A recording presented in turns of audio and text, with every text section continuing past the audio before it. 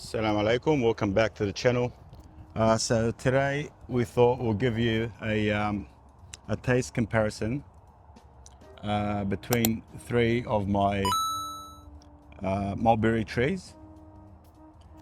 So the three mulberry trees that I've got are the White Shatoot. This tree I've had for approximately 10 years actually. Which I've trained into an Espalia. What can I tell you about the White Shatoot? It's an extremely productive variety, extremely long. The berries are very impressive, very long, up to 10 centimeters, sometimes even bigger than 10 centimeters long, basically 4 inches or just over 4 inches long. Up to half an inch thick, so up to 15 millimeters thick, and the taste is as well. You'll see soon. I'll leave that actually for the test. And next to that, which I'm very excited about, actually, this is the first year that I've got a decent harvest from. It's only 3 years old, the tree, so you can't blame it. It's only a young tree, but they're so vigorous and fast growing that you won't be waiting too long before you get some ripe berries off it. Is the Pakistani Mulberry, or the Black Pakistani Mulberry. I'm actually very impressed with this variety in terms of visuals, size, productivity, just an all-rounder. Is extremely impressive. Also, it's actually slightly larger than the White Shatoot. These berries, some of them have actually been hit with the birds, so I have to cut the ends of them off, the end of some of the berries off, and even and still they're not 100% ripe. They're still on the reddish side. That's only basically the closest ones we can find to ripe, because the birds tend to get them.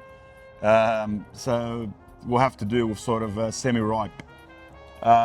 So they go. On average, they're at least 100 mil long, 4 inches long, and approximately half an inch or thicker in thickness.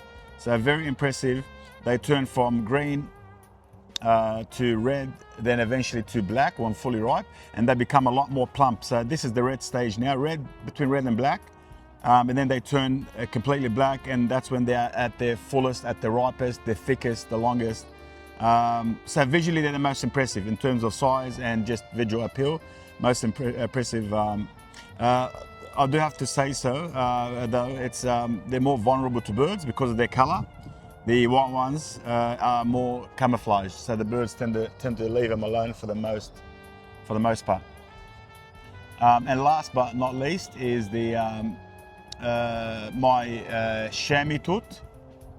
So this variety was gifted to me by a cousin of mine, because I've been trying to track it down. It's an old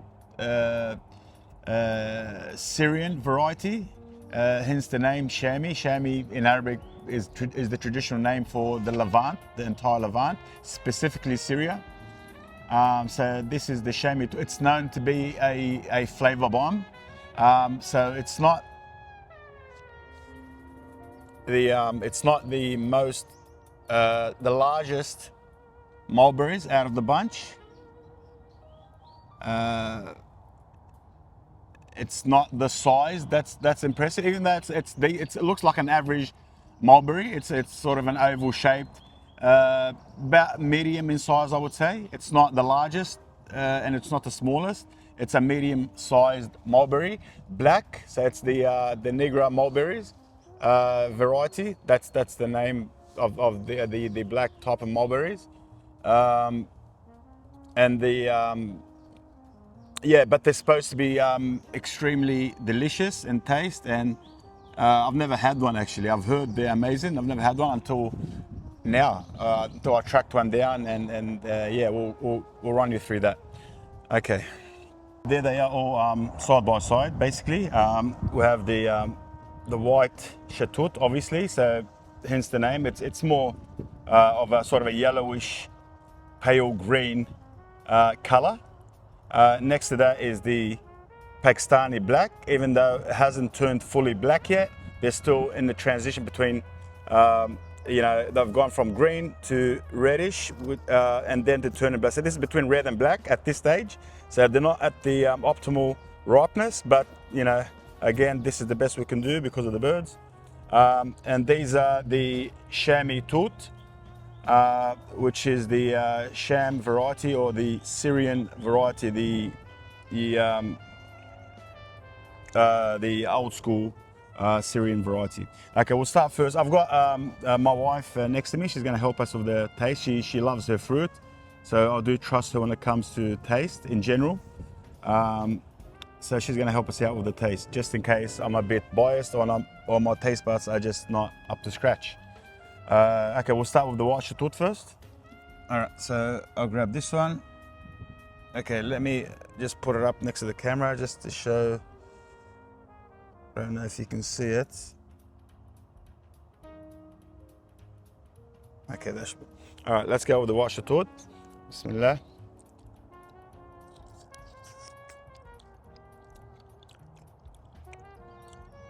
Okay. Super sweet.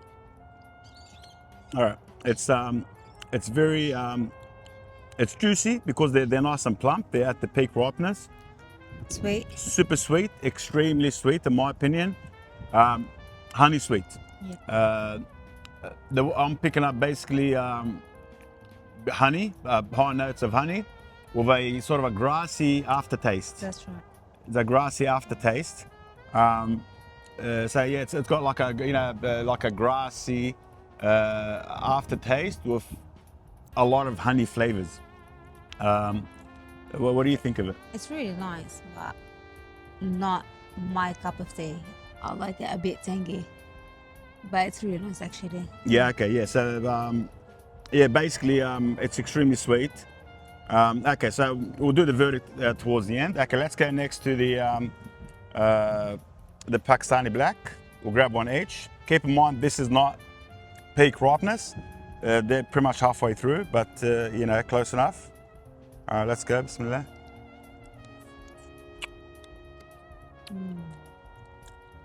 Oh, yum. Yum. I've got some tea and some fig in there. Got berry. You know, the berry type of figs. Yep. It's got that berry flavors. It's Obviously, amazing, it's a berry, but yeah, it's got that true berry almost. And it's really juicy as well. So it's extremely juicy. It's got a balance basically. So this one steps down the sweetness level. So in my opinion, it goes from honey to, I would say, just say the White Shatoot is 100% sweet. This would be 70. Yeah, I'd say I would say 70% sweet. it's got a hint of. Yeah, maybe 70, even 80% sweet, and then the rest of that is acidity, which really complements the flavors.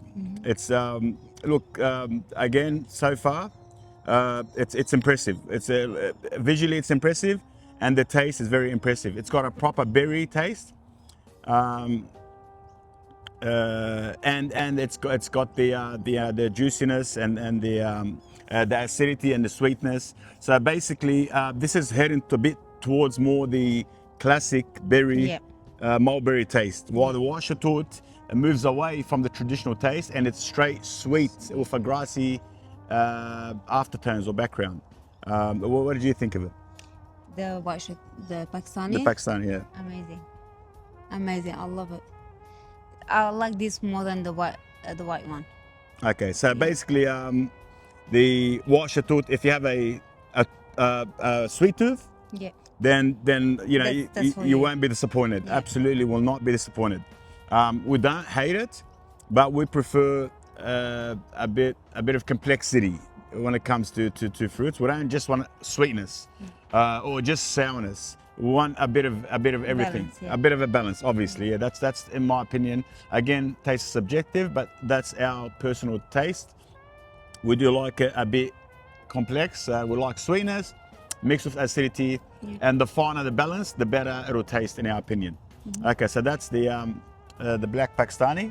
Okay, let's go for the Shamitoot, which is the old school traditional Syrian variety. I'm Okay. really excited. So your one is super ripe. My one is almost ripe. Yeah. Let's go. Bismillah.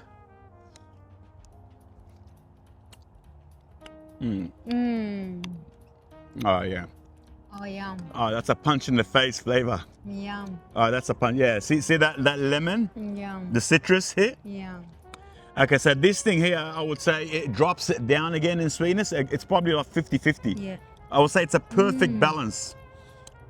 Yum. Yeah, and juicy. juicy. So this one here, it seems like even at its peak ripeness, when it's absolutely super dark and black and plump, just before it's gonna drop, even then the acidity is so pronounced. It's 50-50. So obviously early on it's more on the sour side, but when it reaches peak ripeness, yeah, look, in my opinion, it's yeah, I would have to say that's the best flavor. It is. Yes, as a flavor, this one. Flavor alone, the Shamitoot would win it.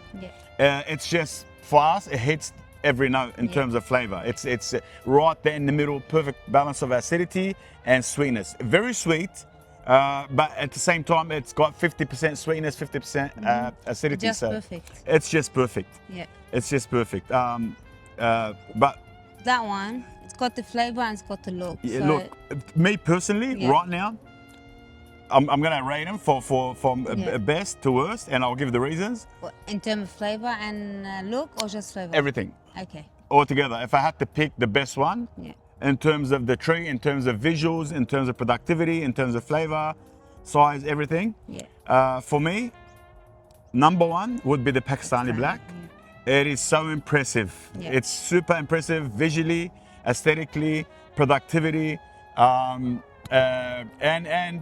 it's almost like it's getting there in terms of balance of flavor. So it's not super sweet, and it's not exactly the most balanced flavor, but it's impressive. If you're not a fan of sweet things. But put in mind, we haven't seen that one.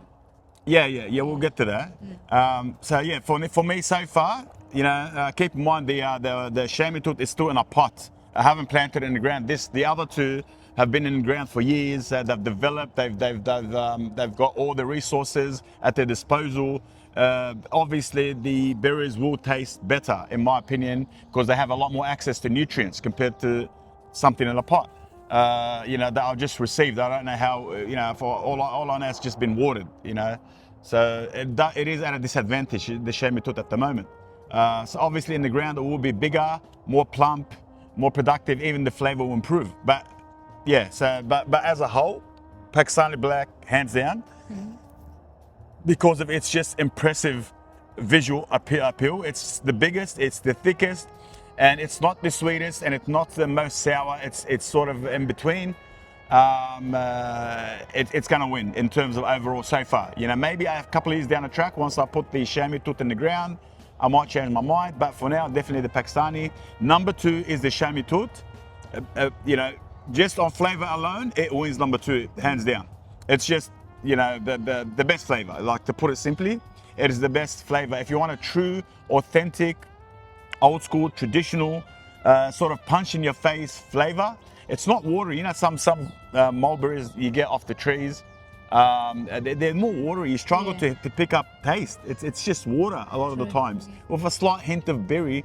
Not this one. This one is just like bang. You know, berries, lemon, sort of citrus, a bit of honey. It's perfect in terms of taste. But it is still in the tree, in the pot, so I need to put it in the ground.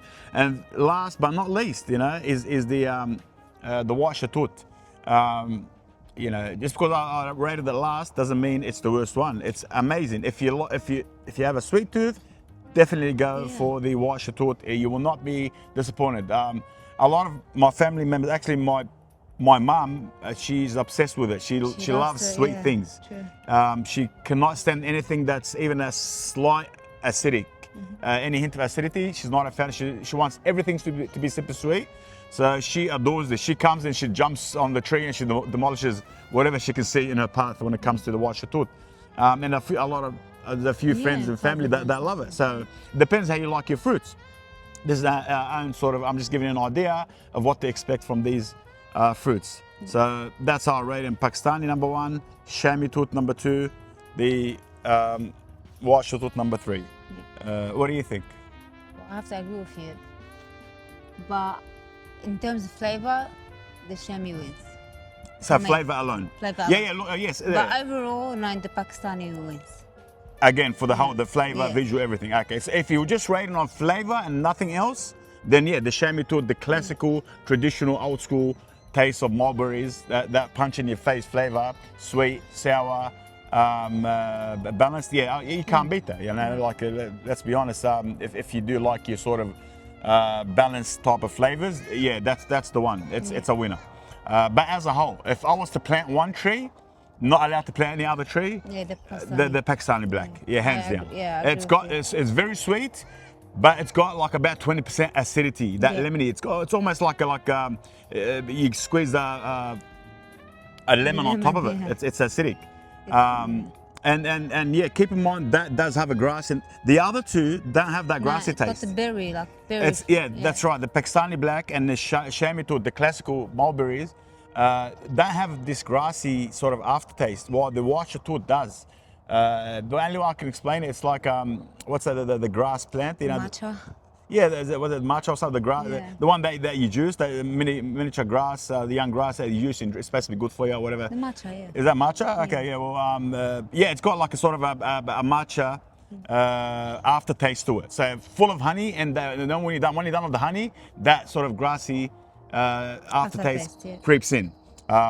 Which is not a bad thing, you know. No, it's actually nice. Yeah, it's not a bad thing. I'm just explaining how it is. It balances out a bit for the sweetness as well. That's right. That's right. Yeah.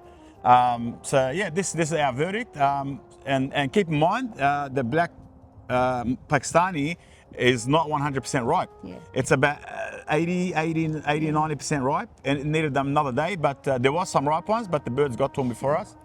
So you know, at its peak ripeness, the flavor will only improve. True. So again, you know, it's going to move from number 1 to number 1 plus, you know. Maybe. So yeah, look, it is the winner. Pakistani Black, I'm so impressed. First year, I've had it 3 years. This is the first proper crop. I had a proper taste. It wins in overall flavor alone. The Shamitoot. Okay, keep in mind practicality now. You have to mention that as well. If you're after something, that's a very important point as well. A lot of people do go for this point because of basically, if you want something that's stain free, which is very important. You know, you can't plant these trees like a Pakistani Black or the traditional type of berries like our Shamitoot here near driveways or concrete or any. You got to plant it, isolate it somewhere on its own in the garden, somewhere it's just mulch or grass. Yeah. If you can see my wife's fingers here, just by touching them, she's got. So imagine if you get that on your white clothes, or the kids get to it, it's going to be a nightmare. So that they lose points, a bit of points on that. They do stain, whether it's your clothes or driveways or the kids or what. You know, someone's been eating a black mulberry. Straight away. No thieves. You can't, you can't hide it. While the white one, 0 stains. Literally, you can have it inside your living room. You won't notice any stains. You can have it. You know, you can eat it over your white bed sheets. No stains. It's literally 0 stains. Whether it's your shirt, your hands, the ground, the driveway, concrete, tiles, nothing. So that is a big plus. Yeah. I have to say, if you know, if that's a factor, which sometimes it is, you know, not many people have, you know, a backyard where they can sort of, you know, put it somewhere in the back. They don't have to worry about it. A lot of times it's sort of going to grow and overhang over certain driveways or concrete or near your house or something like that. You might have a lot of kids that you can't sort of keep an eye on, and they're going to eat all, you know, the black mulberries. They're going to get stains, and that's also a consideration as well. You have to take that into consideration. So if practicality and cleanliness and stain free, then the White Shatoot is your baby right there. It's super sweet, highly productive, you know, visually impressive as well, and zero stains. Yep. So that being said, I will see you in the next video, inshallah. Don't forget to like, subscribe, and have a wonderful day. See ya.